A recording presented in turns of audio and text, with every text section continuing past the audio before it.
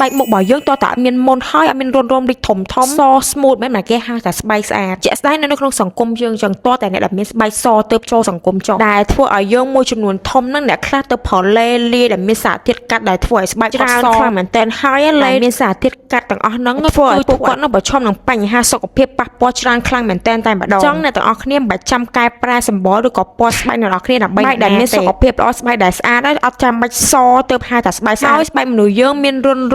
ញើសហើយមានមុនហ្នឹងគឺជារឿងធម្មតាមែនតែម្ដងក៏មិនមែនន័យថាយើងទុកមុខឬក៏បណ្ដោយមុខយើងហ្នឹងកាត់ឡើងមុនហើយយកអត់រយព្យាបាលអ្នកទាំងអស់គ្នាអាចរកឲ្យព្យាបាលឬក៏ប្រាប់ដែរមិនមែនជាពពួកសារធាតុលេលាដែលធ្វើឲ្យគ្រោះថ្នាក់ប៉ះពាល់ដល់សុខភាពយើងអ្នកទាំងអស់គ្នាអាចប្រើជាប្រភេទលេសុទ្ធជាក់ស្ដែងដោយផលិតផលឡាបូនដល់ពួកយើងអញ្ចឹងគឺជាប្រភេទលេសុទ្ធដែលឆ្លងកាត់អ្នកជំនាញមានស្តង់ដារខ្លាំងមែនតែមិនមែនជាប្រភេទលេលាដែលលាយកោបតែមានសារធាតុបរោះឬក៏សារធាតុកាត់ធ្វើឲ្យស្បែកយើងឬក៏ប៉ះពាល់ដល់សុខភាពយើងដល់ថ្ងៃក្រោយទេហើយពពួកលេសុទ្ធអត់មានលេណាដែលធ្វើឲ្យស្បែកយើងសកាត់ស្បែកយើងសស្លេកក្នុងរយៈពេល2-3ថ្ងៃទេ